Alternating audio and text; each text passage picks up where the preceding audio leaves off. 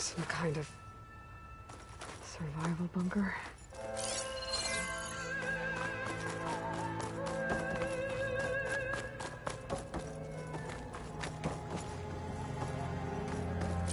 Why did Tilda bring me here?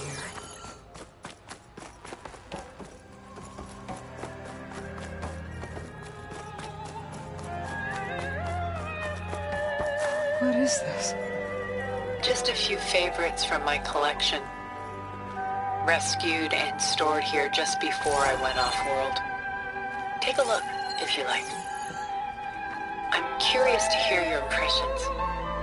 My friend is dead. Beta and Gaia are gone, and you want me to look at old paintings? Don't be so quick to dismiss the comfort we can find in art, or the insight we might gain.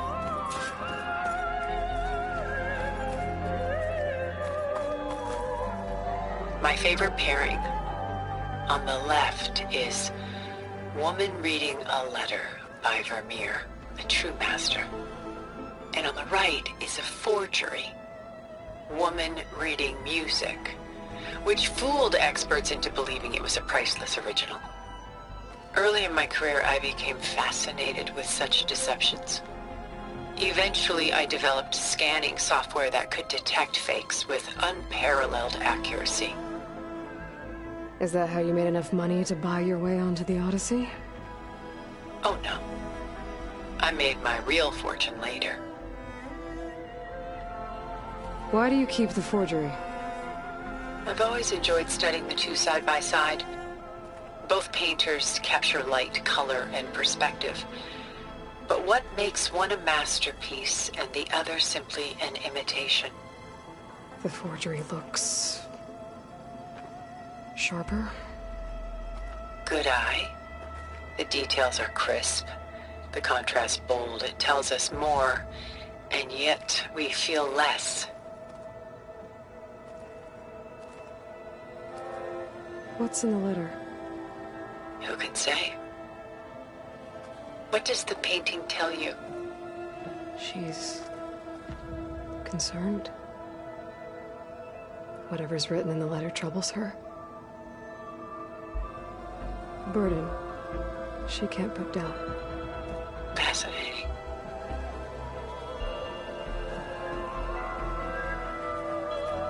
Why go through so much effort to make a fake masterpiece? The forger initially painted under his own name, but found little success. His work was considered unremarkable. But when he took on the guise of Vermeer, suddenly it was celebrated as extraordinary. But it was a lie. And he knew it. Sometimes we struggle to glean what is real and imagined, even within ourselves. The irony of these two is that Vermeer died in obscurity. He had no idea his work would become some of the most precious, most copied, most preserved pieces in all history.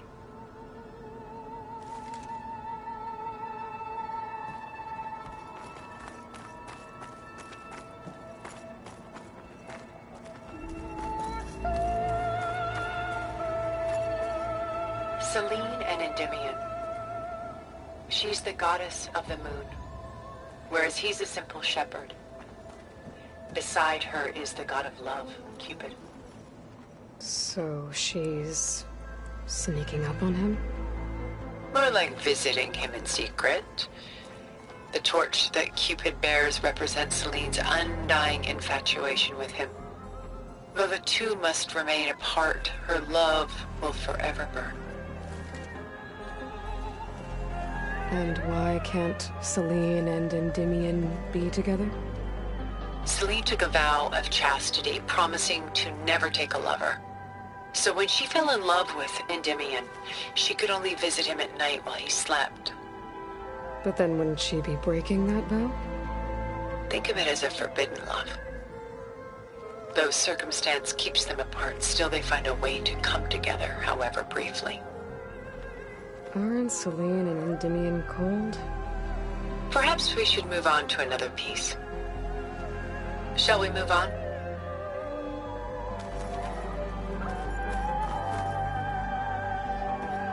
This is Rembrandt painting Jeremiah, a man in mourning.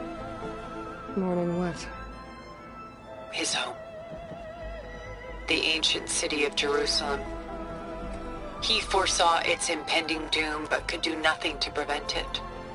So instead, he saved its treasures from destruction, just as I saved these works. You could say we're kindred spirits. About Jeremiah. If he knew his home would be destroyed, why didn't he save the people? Why save those relics? He tried, but no one would listen to his warning, so he saved what he could. But how did he know? He was a prophet. He saw an army invade and destroy the city in a vision. So it's more like he calculated which side would win a battle. What matters is that he was right in the end. If not for him, all those wonders would have been lost forever. At least this way, some part of his world survived. You know what I like the most about this piece? Even though he's the sole survivor, his home in ruins, left with only the remnants of his world. The light keeps the shadows at bay. There's still hope. Precisely. Take as long as you like.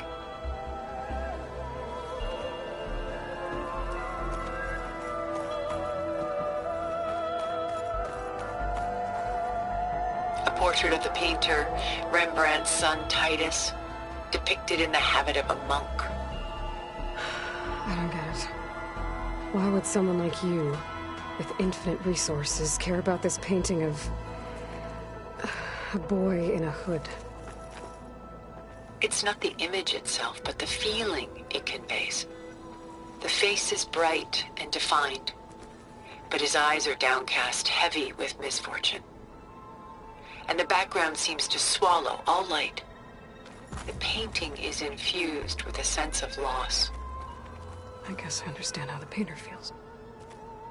Works of art such as these can often cause us to look inwards at our own lives. I'm sorry about your friend. Had I been able to intervene, I would have. But the risk of losing you as well was too great. Everything went by in a blur. I couldn't get to him. You know, long before holograms and focus recordings, people relied on art to memorialize their loved ones. Because of works like this painting, their lives are immortalized. Rembrandt had 4 children by his wife. All but Titus died shortly after she gave birth to them. She passed not long after that. Titus became the only family Rembrandt had. Which is why he painted him this way. Indeed. Then tragedy struck again. Disease claimed Titus at 26. It's almost as if Rembrandt painted the future, closing in on him. Rembrandt actually painted several portraits of Titus, but this one has always been my favorite. It's honest. What do you mean? In others, Titus was portrayed in brighter, livelier states, but here, Rembrandt allows himself to express his true feelings. Sorrow, fear, hope, love, laid bare on canvas for all time. I see this one resonates deeply with you.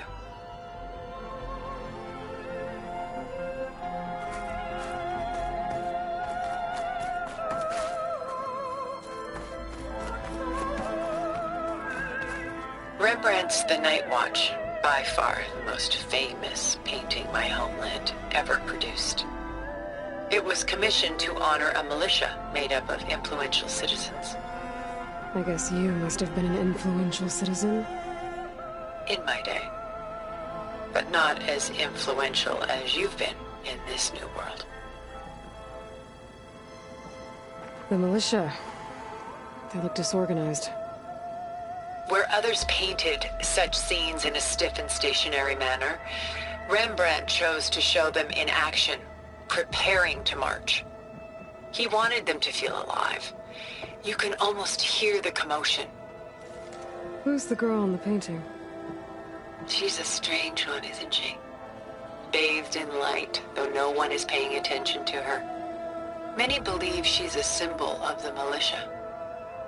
A physical manifestation of their spirit, if you will.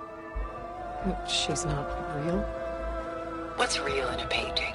She's meant to represent the militia's virtue and victory. But I like to think they underestimate her. She looks as if she's seen something. What does she know?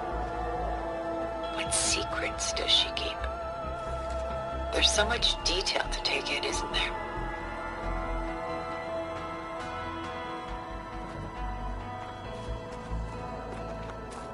The Gust by Willem van de Velde, the most famous of his many maritime paintings. A ship crossing into the unknown. I guess you're familiar with that. Indeed, which is why I appreciate this composition in particular. Though waves and wind threaten to destroy the ship, it perseveres, clinging to the light even as darkness closes in all around it. Where is the ship going? To a faraway land, most likely. My ancestors used ships like these to explore the world, sometimes at great cost. What were they looking for? Anything of value. They were traders willing to face unknown dangers to make their fortunes. But no matter how far they went, they always turned their sails home. So this Van de Velde only painted ships? It was his specialty. Following in the footsteps of his father, Willem the Elder. The two had quite a journey of their own, taking them all the way to the court of a foreign kingdom. Did they ever come home? No, but eventually their lives worked it. Take your time.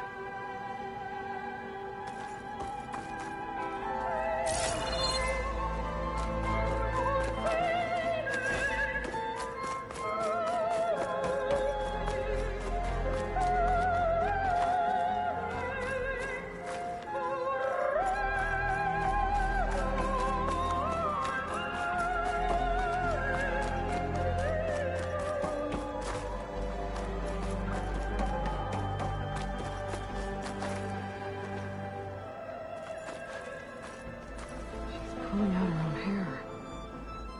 Out of madness? Out of grief? It's hard to watch her suffer. I should move on. Stunning, isn't it? Paintings were the only masterpieces of my people's golden age. This is Van Vianen's leaded ewer, molded from a single sheet of silver. What was it for? How like Elizabeth you are. Function over form. Its practical purpose was less important than its meaning. Van Vianen created it in honor of his late brother, who himself was a famous silversmith. A memorial? Yes. Such beauty from sorrow. If this ewer was a memorial, how did you end up with it? As the Pharaoh swarm closed in, my homeland's greatest museum gave it to me, along with many other works, in the hope that I could preserve them. A masterpiece like this was too important to lose to history. I even considered bringing it with me off-world to ensure its safety. Why didn't you? I took a calculated risk. This vault seemed more secure than the unknowns of space. Besides, I thought someday I might return.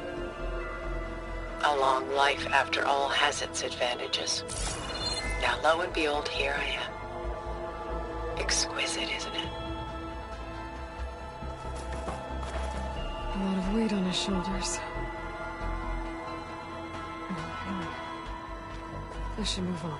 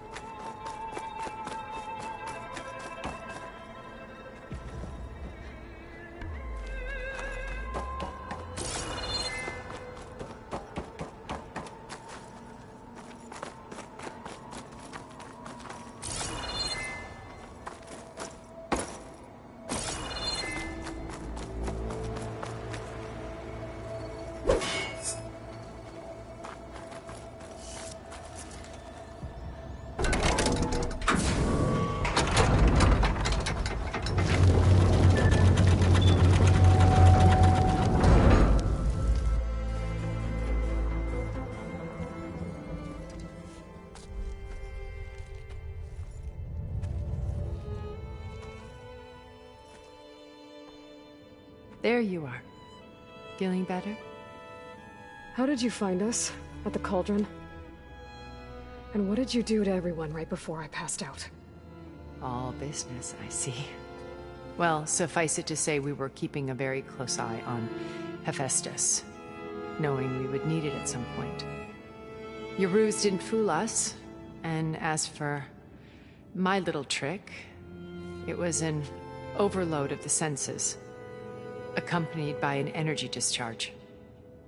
Gerard and Eric were only momentarily disoriented due to their shields, but it rendered you unconscious while I got you out. Perhaps some breakfast might steady you a bit?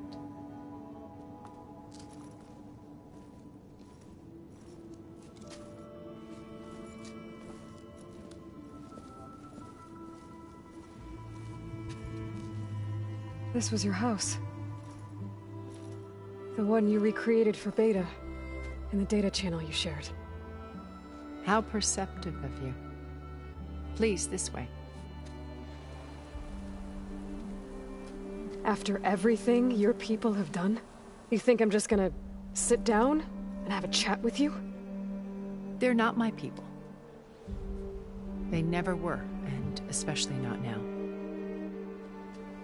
You shot off into space with them, and lived with them for 1,000 years before coming back. So what made you suddenly turn on them? Quite simply, this. My old focus. You repaired it? But that means you've seen incredible things. What you've accomplished in 2 decades of life.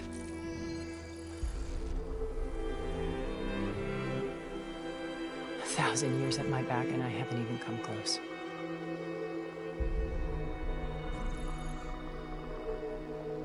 I'm sorry if I invaded your privacy, but I had to.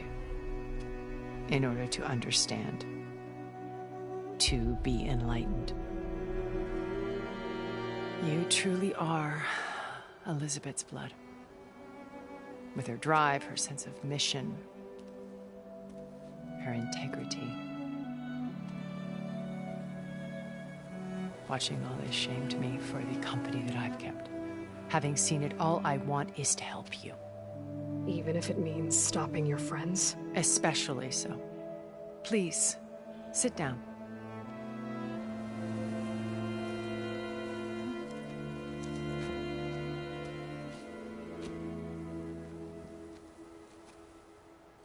There. That's better. Now, we must recover Beta and Gaia at all costs. By now, you must know that Gerard intends to use Gaia to reboot the Earth's biosphere.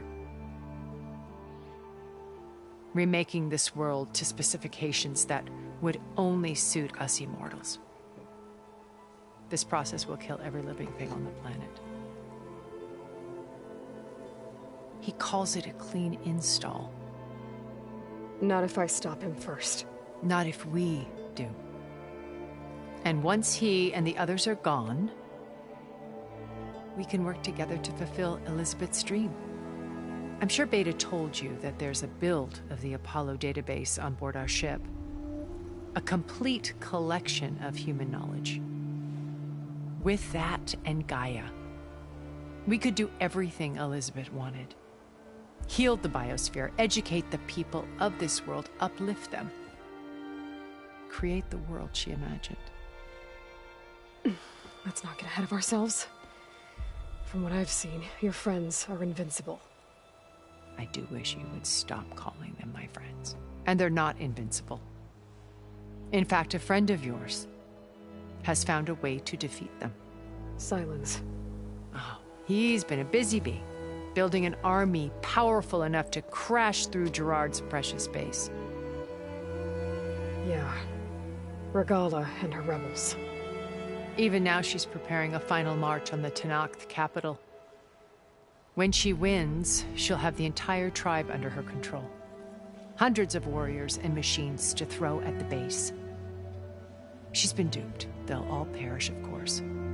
But it should be enough to break Gerard's defenses and allow Sylens to kill him. Along with all the others. Using the new weapon he's developed. Yes, he's found a way to circumvent our shields. Truly an exceptional man. He's planned for everything. Except you and me. You see, while his army is battering down Gerard's doors, you and I will sneak in through a back way. One that only I know about. While Sylens and my friends are busy battling each other, we'll take back Beta and Gaia. I told you I want to help you. I mean it.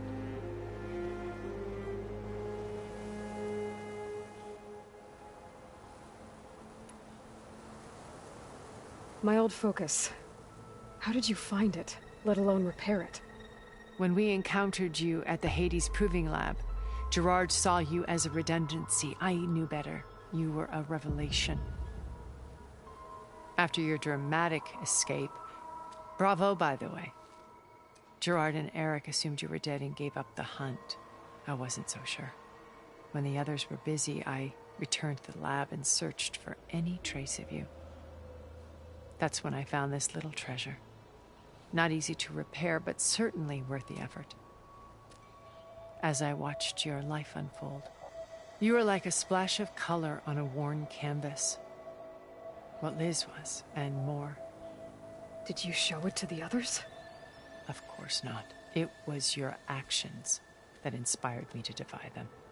It's worth noting that if I hadn't found it and watched its contents, I wouldn't have known to save you at the Cauldron.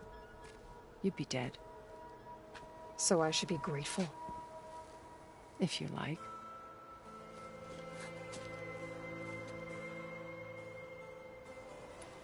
You said Beta's not in urgent danger, so what are the Zeniths doing to her? Putting her to work. Merging Hephaestus with Gaia. A difficult, time-consuming task, as I'm sure you know.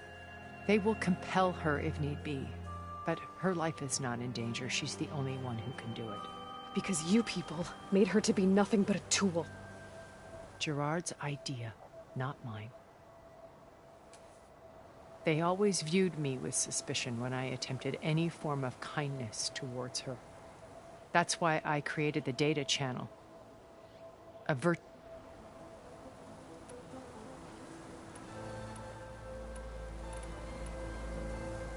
So you know all about me. What about you? What would you like to know? Well, start with your life on Earth. When I was 8, terrorists flooded my home city. Thousands drowned, my parents included. I was one of the few who survived. My guardian sent me to boarding school. Among my peers, I was the strange, all because of circumstances beyond my control. Oh. So we're a lot alike, huh? Aren't we? You were an outcast. But you didn't let that stop you from getting what you needed. Neither did I. I climbed my way out of desolation and used my wits to build first from the technical analysis of art and the detection of forgeries. Profitable expertise in those days. But as it turned out, the software I developed was even more useful for counterintelligence. From there, it was only a short step to gathering extremely You were a spy? More like a service one could turn to for information. I had to remain anonymous, of course, to protect my privacy. But despite that anonymity, Far Zenith inevitably sought me out. What happened when Far Zenith approached you?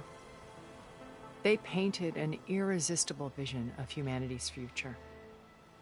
One where we need not fear illness or death, where we explored the furthest reaches of the stars and thrived. It was only later that I realized that they only intended to bequeath this future to the rich, and by the time I finally figured it out, the Walfaros machines were devouring the Earth. So I accepted Far Zenith's invitation to a birth on the Odyssey. I wanted Liz to come, but she had nobler plans, as you well know. So you didn't know the other Zeniths were monsters until it was too late? I knew some of them were. Certainly. It wasn't until we were off-planet that I understood the true scope of their greed. I was grateful to simply be alive, but the others became obsessed with a kind of effortless immortality. They built a colony where machines serviced their every need, where any memory or fantasy could be endlessly savored in virtual reality. It wasn't life. As the decades passed, I withdrew more and more, alone yet again, but this time with eons to consider my mistakes. Now finally, having met you...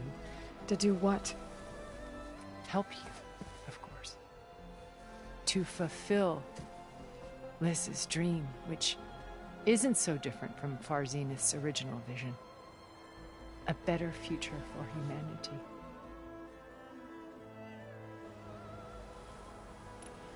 So this channel you shared with Beta... Gerard believes he's the most cunning of all of us. Even after 1,000 years, he still can't imagine that I would outwit him.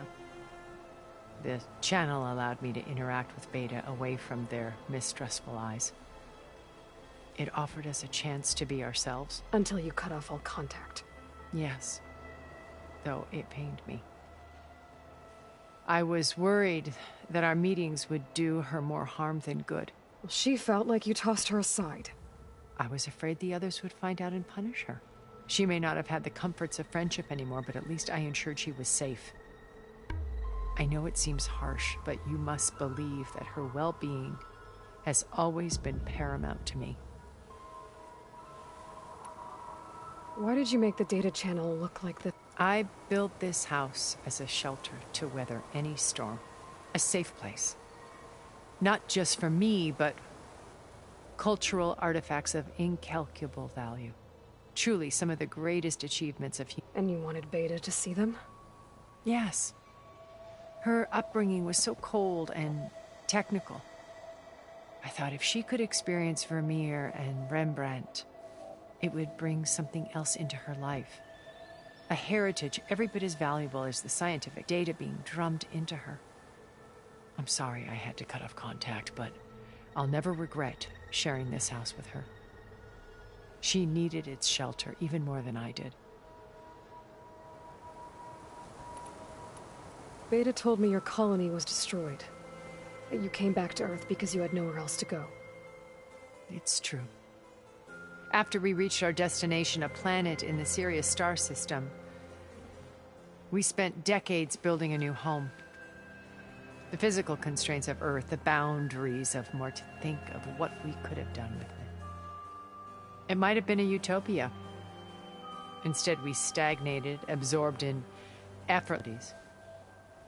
It took a cataclysm to finally yank us out of our stupor. What happened? A massive geological event. We knew of instabilities in the planet core, but we underestimated them. By the time the collapse was upon us, it was too late to stop it. Only a few of us made it to the ship in time. We set course for Earth, the only safe harbor left to us. Which you decided to make unsafe for anyone else. Not me. Gerard. He believes it's better to wipe the canvas clean than work around the smudges. No more primitive tribes, no more combat machines, only a blank slate to do with as he pleases. But we will stop him. All we have to do is get into that base. What exactly is your plan to sneak into the Zenith base? We will make use of a lesson I learned from an early age. Always know your exits. In this case, a place where Gerard's new construction meets the ancient, a passage that only I can access. When Silence flings his army at the base, we will enter through this back door, bypassing most of the fighting. The distraction will provide us with a window in which to rescue Beta and Gaia. Once we're inside the base, where will we... Here in the command center. By then, Gaia will have been reunited with all of its subordinate functions, including Hephaestus. What about the alpha build of Apollo on your ship?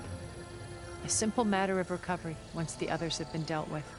With that in hand, we'll have everything we need to make this world as it should be. How do you know about Silence's plan? He isn't the only one adept at spyware. You hacked his focus? No, he's too careful for that. But his subordinates? Not so much. He gave additional focuses to the tribals he branded the Sons of Prometheus. The ones working with Regalla. By tapping their focuses, I learned about most of his dealings. The distribution of override technology, the arming of Tanakh rebels, and the secret pact with Regalla to attack Gerard's base.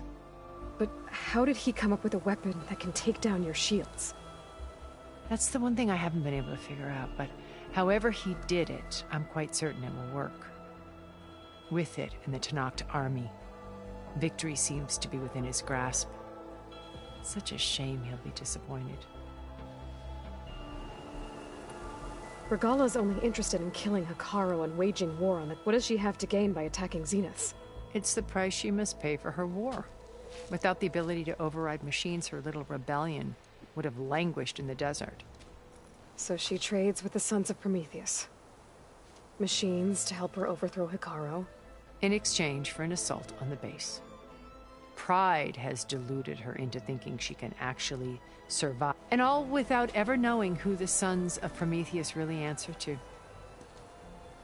Yet for all of Silence's brilliance, still he underestimates you. That blind spot is what will allow us to take Beta and Gaia right out from under him. While hundreds of Tanakh are cut down sight. So you knew Elizabeth. What was she like? Liz was everything she was. I see in you. And more. Your ingenuity, your determination. You've managed to distill her greatest qualities and make them your own. I'm not asking about me. Tell me about Elizabeth. What was she really like? The honest answer is that I don't actually know. For all the time that I spent with her, she always kept a part of herself locked away. It was like that from the moment we met. So when you met Elizabeth, she was what? Distant? Aloof?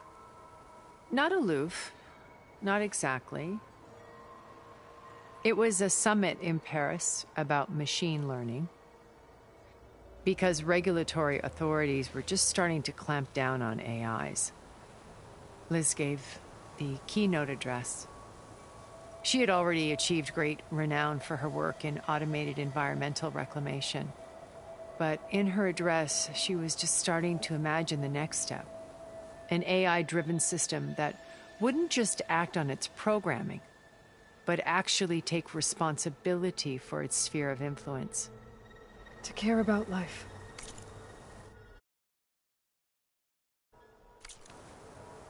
Not just follow orders. Revolutionary stuff. I was fascinated. And I wanted to meet her for a long time. I watched her after her talk. She had spoken with such moral authority, such empathy. But after that, she retreated. I could tell she felt uncomfortable with all of her admirers. It was as if giving the talk had cost her something. I didn't want to be a pest, so I planned my approach carefully. So how did you finally approach Elizabeth after her talk? I picked the right moment. Right as she came back to the conference, she had her coffee. She was fresh, rested. It was like she had braced herself for the onslaught of colleagues. I asked if I could walk with her, then put forth a question about her talk that I thought was intelligent. Her answer made me realize it wasn't, but she was very welcoming. Almost as if we were previously acquainted. It was only halfway through the conversation that I realized she knew exactly who I was. It was quite a shock to me. My business was trafficking in secrets, and I took great pains to protect anonymity. So that was Liz. Perpetually, one step I came to view our meeting as a metaphor for our friendship. She always seemed to know me far better than I knew her. I guess I know the feeling.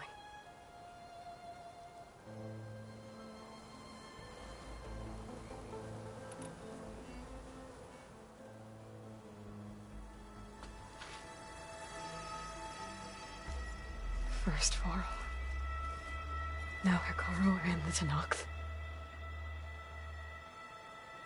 Your plan would wipe out an entire tribe. There has to be another way. We are in an admittedly desperate situation, but I assure you there isn't.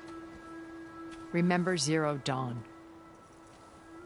Elizabeth's sacrifice. Sometimes many have to die for a new world to grow. If it looks impossible, look deeper. Wait. The data channel. It still exists, doesn't it? I need you to open it. Let me talk to Beta. Impossible. We might be detected. It's worth the risk. There is another way, one where the Tenakth survive. But we won't. If the others... If you want to help, open it.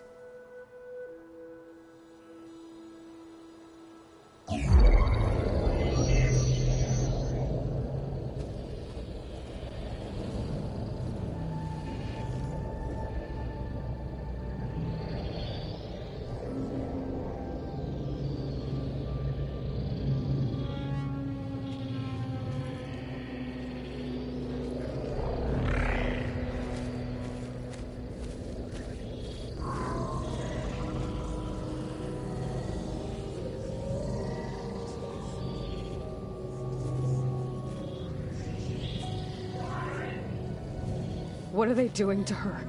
Virtual reality dissociation. The manual merge of Hephaestus will take hours upon hours of tedious micromanagement. If she resists the work, they run simulations to induce feelings of isolation and despair. Beta, can you hear me? You're alive. They're watching me. I can't hold up this extra projection for long. You should have killed me. No. No, look at me. I'm coming for you. I promise, okay? I just need you to hold out a little while longer and work on the merge.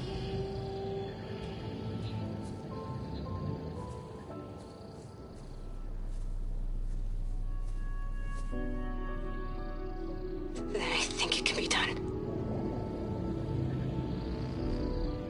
I'll contact again when it's time. Can you hold on? As long as I know you're coming for me, I can endure anything.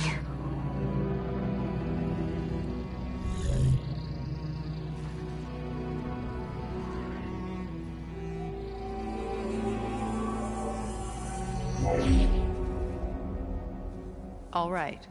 I did as you asked. Now I think you need to tell me what you're planning. I'm going to take Sylens' army away. I don't need it. Only the weapon he made to penetrate your shields. And how do you propose to get it? Ask him nicely? Without Regalla and her rebels, he won't have a choice. We'll be his only option. Only option for what? What did you tell her? That is between me and my sister. Will be Sylens' only option for crashing that base. I'll tell you the rest later. But first, there are a couple of things I have to do. Oh. And what are those? Lay my friend to rest. And then I'm going to use the override that Beta gave me at Gemini to put an end to Regalla's rebellion. From the air. Wait. Since you insist on doing things your way, I know of something that will truly help you make a grand entrance with the Tenat. The ancient Horus Titans still possess electromagnetic energy cells as part of their arsenal. Drop one of those on Regala's army and they'll receive quite a surprise.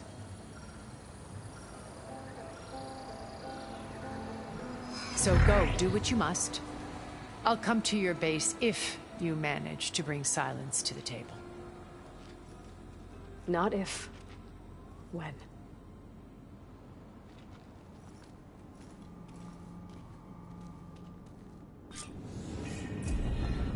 Erend, are you there? Aloy! Aloy, is that really you? Yeah, it's me. Where's everyone else? We're all... we're back at base. What happened? It might be easier to explain in person. I'll try to join you there when I can. Okay. We'll wait here for you. It's good to hear your voice, Aloy.